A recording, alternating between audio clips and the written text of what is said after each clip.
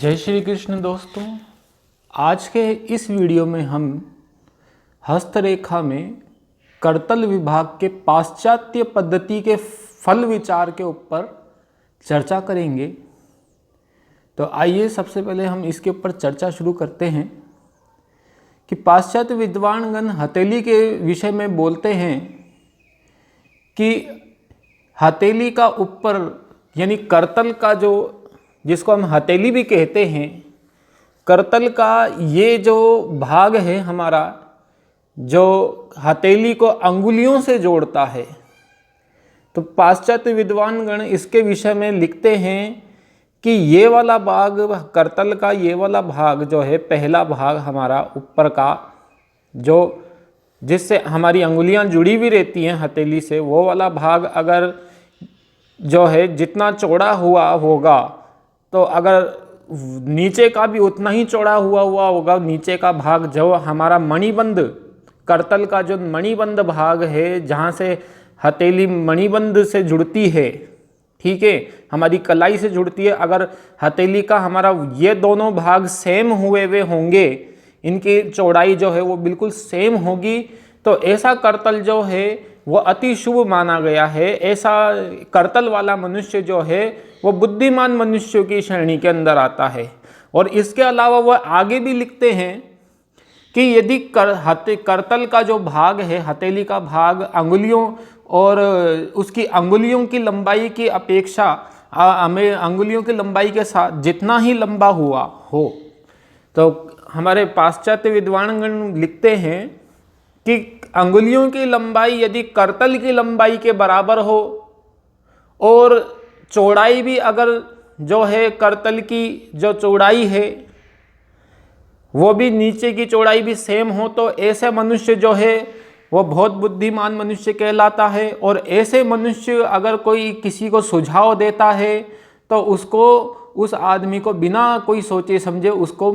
उसकी उस युक्ति पर कार्य करना चाहिए। मतलब ऐसी समान इस प्रकार के लक्षणों वाली हथेलियों वाला जो मनुष्य होता है वो बहुत बुद्धिमान होता है। और ऐसे हाथ वाला जो मनुष्य है, ऐसी जो हथेली होती है जिसकी अंगुलियों की लंबाई जो है और उसकी हथेली की लंबाई समान हो, और चौड़ाई भी जो है हथेली की जो ऊपर की चौड़ाई और नीचे की चौड़ाई दोनों बराबर हो, तो ऐसी हथेलियों वाला, ऐसी हथेली जिस मनुष्य की होगी वो अति प्रशंसनीय हस्त की श्रेणी के अंदर आता है। और आगे लिखते हैं, हमारे विद्वानगण आगे लिखते हैं कि जिसकी हथेली जो है, जिसका करतल भाग पतला हो, सल पड़ा हुआ हो, दबा हुआ हो, तो ऐसा करतल भाग वाला जो मनुष्य है वो डरपोक किस्म की प्रकृति का होता है। ठीक है, ऐसा करतल वाला मनुष्य डरपोक किस्म की प्रकृति का बताया गया है। वो अपने दिमाग से ज़्यादा कार्य नहीं कर पाएगा और मित्रों वो डरपोक किस्म की प्रवृत्ति का होगा। तो ऐसा जो ये है पाश्चात्य विद्वानगण हमें हथेली के बारे में बताते हैं। इसके अलावा वे ये भी कहते हैं कि यदि करतल का भाग अंगुलियों की अपेक्षा ज़्यादा बड़ा हो, यदि ये करतल का जो ये भाग है वो अंगुलियों की अपेक्षा ज़्यादा बड़ा हो, तो और करतल जो है, हथेली जो है काफ़ी हार्ड हो, छूने से आपको काफ़ी हार्ड महसूस हो, उसमें हार्डनेस महसूस हो, मतलब मोटा करतल हो,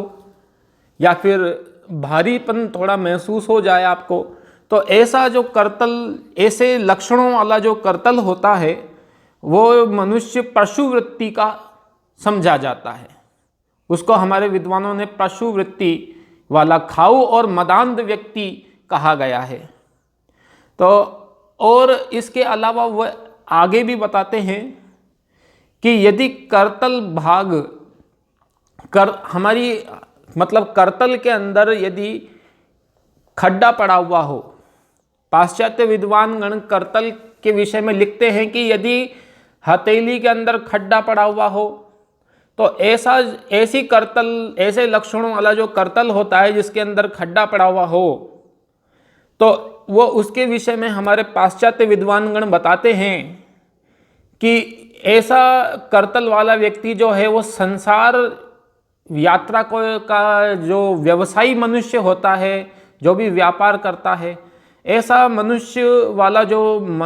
उसका स्वभाव ये बताया गया है कि ऐसा जिसके मतलब हथेली के अंदर खड्डा, गहरा खड्डा होगा, तो ऐसा मनुष्य जो है वो शांत किस्म की प्रकृति का होता है। उसका स्वभाव बिल्कुल ही शांत रहता है, वो डरपोक किस्म का रहता है, और यहाँ तक कि वो मतलब लड़ाई झगड़े से बिल्कुल अपने आप को दूर रखेगा। और यहाँ तक कि उसके सामने दूसरे लोग जो हैं, उसके इस आदत का, उसके इस स्वभाव का दूसरे लोग उसके सामने उसका फ़ायदा भी उठा लेंगे तो भी वो कुछ नहीं कर पाएगा। तो इस प्रकार से ये पाश्चात्य विद्वानगण इस प्रकार की जो हथेली करतल वाला जो मनुष्य, उसके विचार में आगे भी लिखते हैं कि हथेली के अंदर खोल गड्ढे का होना बहुत दुर्दैवपूर्ण लक्षण माना गया है। इस प्रकार की जिसकी भी हथेली होगी मित्रों, तो उसके लिए पाश्चात्य विद्वानगण बताते हैं कि वह व्यापार में हमेशा हानि उठाता रहता है। वो कोई भी काम करेगा उसको हमेशा क्या होगा, हमेशा निराशा ही हाथ लगेगी। और इस हथेली के ऊपर मतलब इस खड्डे पड़े वाली हथेली के अंदर, हथेली में जहाँ पे अगर ये खड्डा पड़ा हुआ होगा तो उसके अंदर अगर कोई शुभ चिन्ह भी होगा ना, तो वो शुभ चिन्ह भी जो है दूर हट जाएगा, मतलब उसका शुभ प्रभाव भी कम हो जाएगा। और ये दुर्दैव लक्षण जो है हथेली का, ये अपना प्रभाव बताए बिना नहीं रहता। अब यहाँ पे एक बात यह भी उठती है मित्रों कि विद्वानगण जो हैं, वह कुछ विद्वानगण ये भी लिखते हैं कि हथेली के विषय में, यहाँ पे हथेली के विषय में लिखते हैं कि हथेली के अगर उच्च प्रदेश यानी जो पर्वतीय स्थान हैं जैसे ये वाले, अगर ये ऊंचे उठे हुए रहेंगे तो हथेली में खड्डा पड़ना तो स्वाभाविक ही है। और उच्च प्रदेशों का ऊंचा उठना जो है वो हमारे हस्तरेखा शास्त्र के अंदर शुभ बताया गया है, अच्छा बताया गया है। तो इस कारण से आप लोग के मन में ये विचार जरूर आएगा